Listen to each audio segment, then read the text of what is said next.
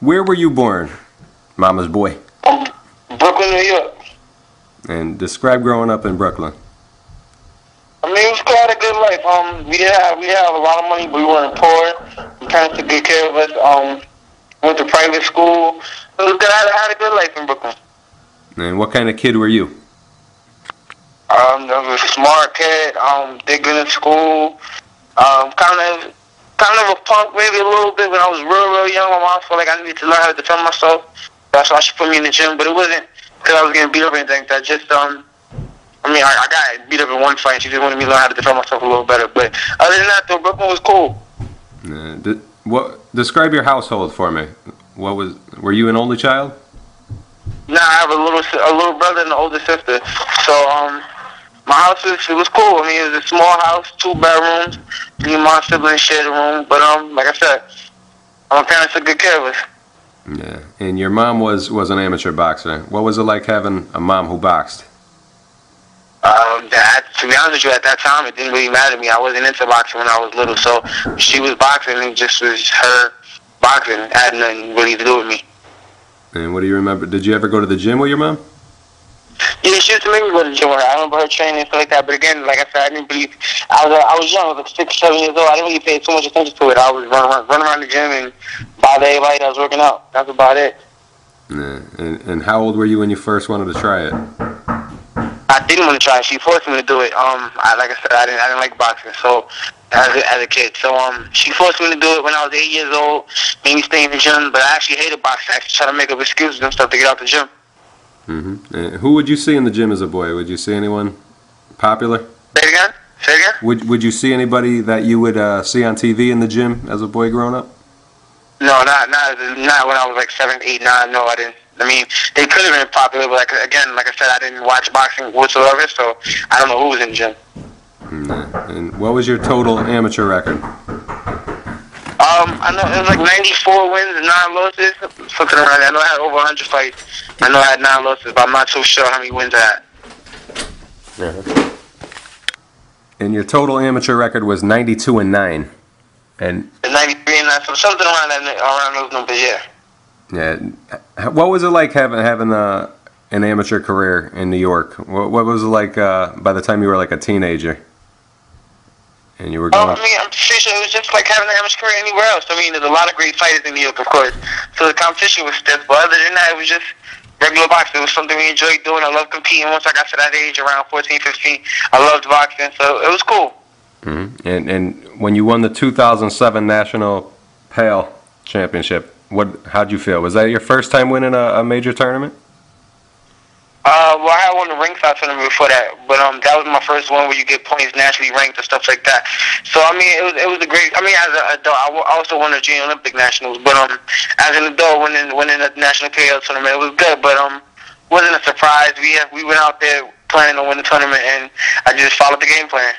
Mm-hmm. And when the first time you won the New York State Golden Gloves were you particularly proud of that one? Yeah, I mean, I'm equally proud of everything. I just like winning. I love winning. So whatever I was able to win, I was happy that I accomplished that. So the New York Golden Gloves was great. We got to fight in Madison Square Garden. A lot of my family came out. It was a good feeling. Yeah, and you were considered one of the top prospects to actually medal in the Olympics, but you had a really bad car accident. What do you remember about that night, the night of the car accident? I was sneaking out to see a girl. I was past my curfew. My mom called me to see where I was. They told me to put the alarm on in the house. I tried to get back home real quick before she noticed I was home. Got into a real bad car accident. Broke a bone in my neck, and I messed up my spine a little bit. So I had to take a little while off from the gym. So I mean, it sucked at the time, but I learned from everything. So I felt like it was a great learning experience for me. It made me take boxing a lot more serious. And I missed the Olympics, but I mean, that was my goal for that time. But it's just your goals. Now I'm trying to be a world champion. I'm always doing that. Yeah. So it tore you up when you missed the Olympics.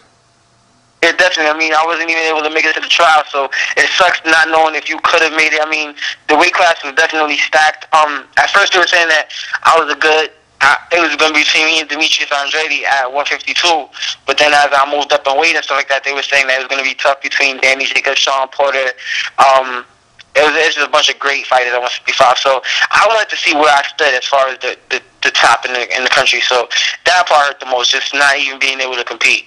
It stinks that you have to have your dreams shattered like that, but overall you're a lucky guy because you got to travel and see the world, and a lot of people don't do that, you know? Yes, sir. What's some of your favorite places you saw when you traveled for boxing? I mean, I don't really judge. I don't really rank the places in any particular order. I just like getting outside of my realm, being in a different place, a different comfort zone. So I liked everywhere. California, Florida, everywhere was a great experience because you got to try something new there, and just getting away from the house for a little while. Yeah, you put it all in your rear view and you turned pro. You remember who and where and what the result was of that first fight? My pro debut? Yeah. Yeah, it was a guy by the name of Roberto Irizarry, I think his name was, from Florida.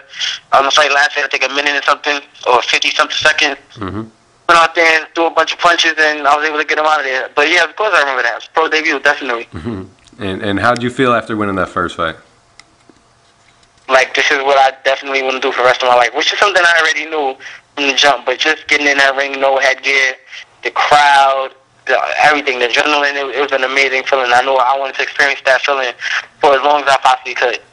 And you turned pro and you became maybe the only active fighter who's trained by their mother. Of course, women proved they can do it through like people like Ann Wolfe, so it can be done. Tell me about your mom training and how training camps are under your mom.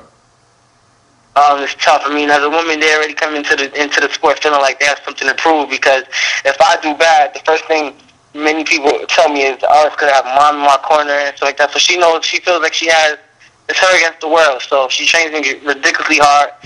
And it's a great experience to have my mom as my coach, because I have her in the gym, I have her in the house for right now. So it's cool. It's hard, but it's cool. And I like the fact that she's finally getting the recognition as a great trainer, and we're just going to try to keep building from it. Yeah, and who knows you better than Mama, you know? Exactly. And take me back to the Chad Greenleaf fight. You knocked him out with like a series of body shots. Do you put a lot of emphasis on your body attack like that?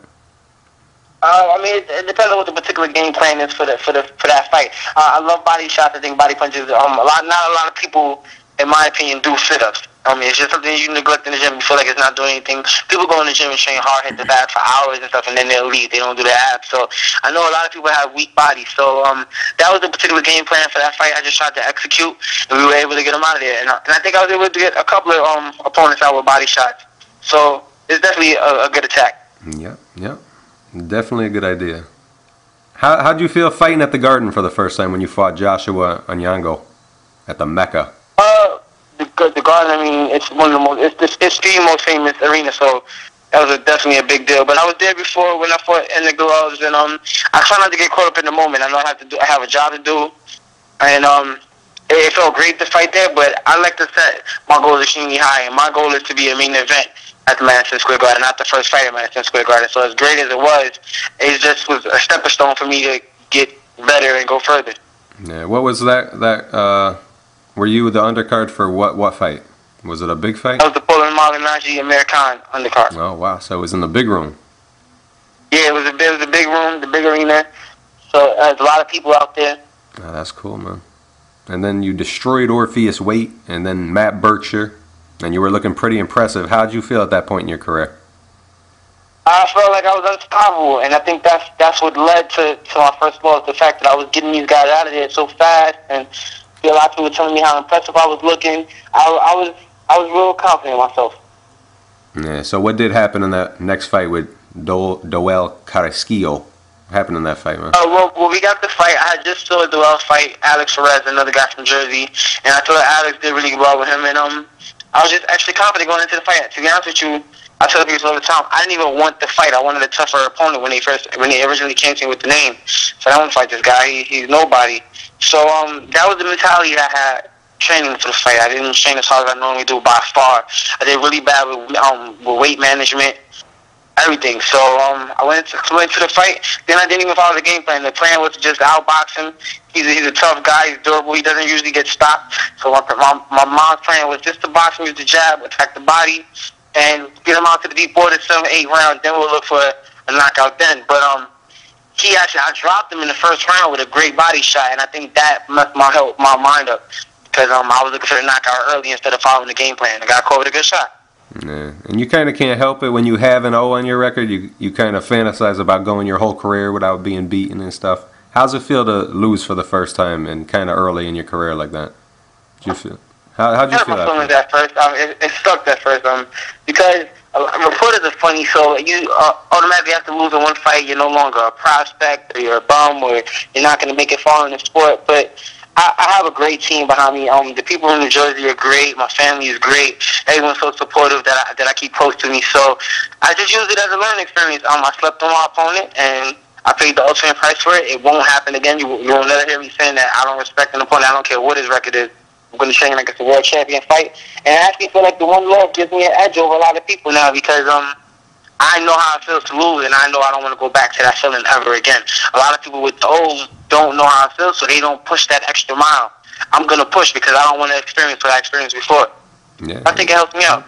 Yeah, it could. I heard that theory, man. It could help.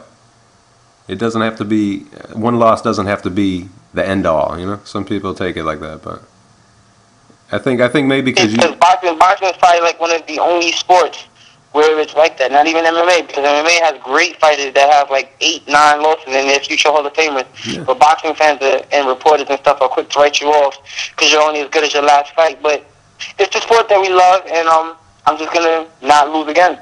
Yep. So did you just decided to take it more seriously and stuff? That's what you changed in camp. You didn't change anything physically. You just changed how serious you take it. Exactly. There was nothing wrong with my coaching or anything like that. It was the fact that I didn't take my opponent seriously. I didn't put the work in, and as a result, I lost the fight. Yeah, and it's good you learned it early. And then you came back against Philip McCants. How'd you feel going into that fight for the first time after losing? Did it play in the back of your mind at all, or were you just totally confident? Just the thought that a lot of people felt that going into the fight that now the Mama's boy doesn't have a chin and he gets hit with one good shot, he's probably going to go down or they're going to stop the fight. So I just felt like I had a lot to prove, but I was always confident in myself. And I never got into the ring feeling uncomfortable or anything, man. That's exactly why we took such a tough fight until the mechanics right after the loss. Usually people look for a 2-12 opponent after a loss or something easy that they can knock somebody out real quick to try to build their confidence back up. But I definitely didn't need a confidence booster because I knew what my mistake was. I knew what I had to do. And we took a tough fight with Philip McCants, and I was able to get the win. Then we took another tough fight right after that with another undefeated fighter. And now this is another undefeated fighter. So it shows you that I'm not afraid of anybody, and I have 100% confidence in my abilities. Yeah, you fought first fight you fought of this year, 2012. You made your pro debut on ESPN. How much added nerves being on TV for the Steve Martinez fight? I mean, of course, there's gonna be nerves with it because you know a lot of people are watching. You want to look impressive, but I try not to think about that as much as possible. I just try to focus on what I have to do, and that was beating Steven Martinez. He's a tough dude. I know him from the amateurs. We grew up together, so I knew it was gonna be a tough fight. So we just tried to stay focused and give my best chance. And do you remember it as being a tough fight? Was that one of your hardest times in the ring? Yeah, I would say that was one of my toughest fights. But I feel like it had a lot to do with the preparation for that fight. Again, I took that fight on short notice. I had about 4 weeks. Weight was high, so a lot went into weight management as far as that fight goes. And it was definitely a tough fight. It's always going to be a tough fight when you have another prospect across the ring from you, and they don't want to have their first loss. So it was a tough fight, but we were able to get past it. Yeah, you won the 8-round split. What'd you think of that decision? Were you happy taking it that night? Did you feel confident that you won that fight? Yeah, I definitely thought I wanted the fight at the end, but I thought it was close, which it was, on a split decision. But like I said, I felt like I won, and then when I went home and watched the tape, I was even more confident in the fact that I won the fight. I actually thought it was a little bit more obvious that I won once I actually saw the fight. So it was a good experience for me. Yeah, you could learn from a close night too. You know, what could you have done better? Do you see things that you could have done better?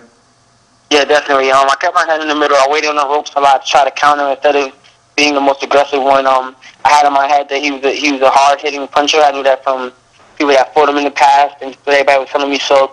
I think I waited a little bit too much instead of being more aggressive and tried to rely on reflexes and defenses instead of my offense. So I definitely learned a lot from that fight, 100%. Yeah.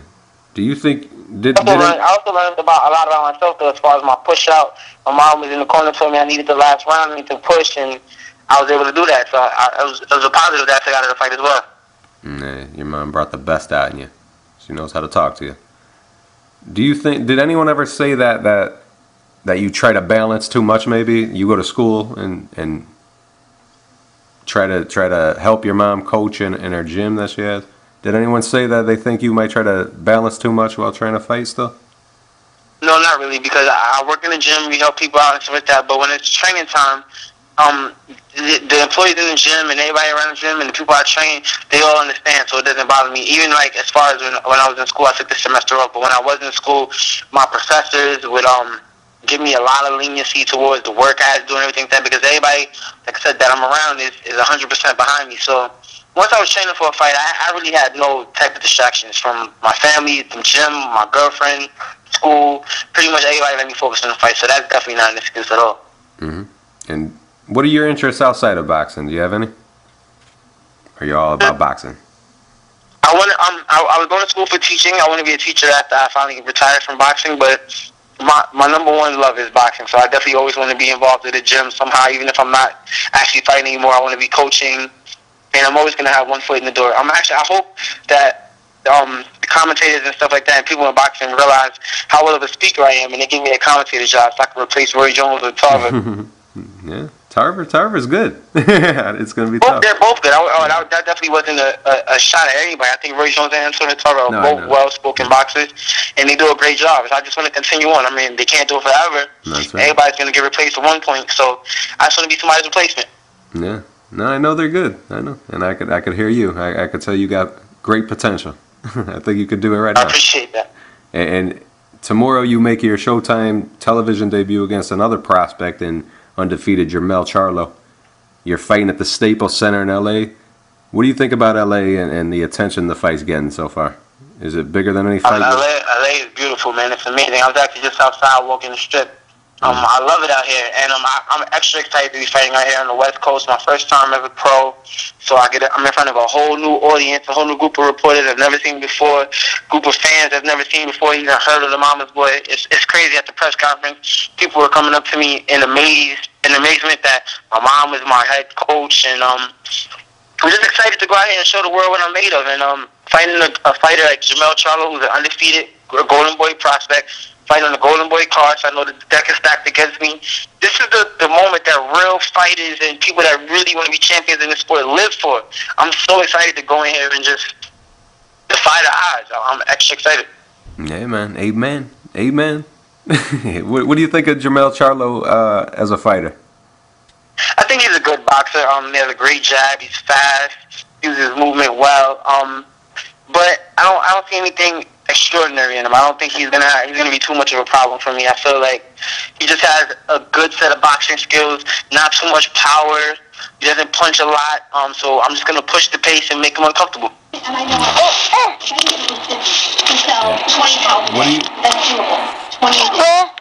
know Okay, and what do you want to show in this fight, Dennis?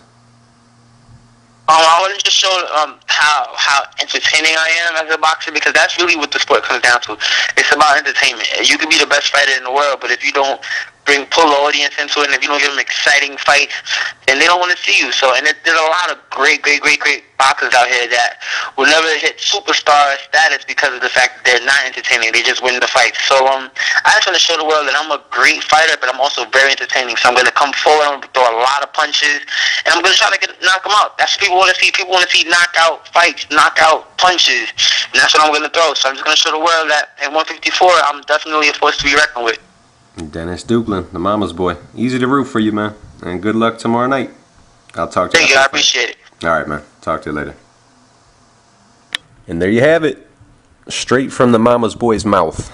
Let's watch him on ESPN Friday Night Fights tomorrow night and see how he does. Follow me on Twitter, Chris #2Guns.